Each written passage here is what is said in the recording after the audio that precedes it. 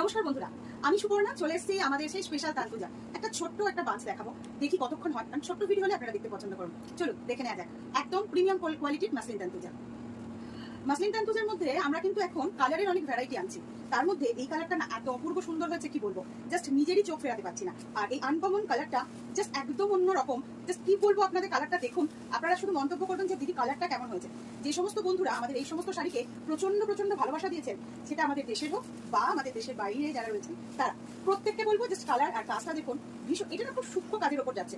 এই শাড়িগুলো একটু সুন্দর করে বিবরণ না দিলে আমার মনে হয় আপনাদের বুঝতে অসুবিধা হবে যে এই শাড়িটা জাস্ট এত অপূর্ব, খুব সূক্ষ্ম কাজ।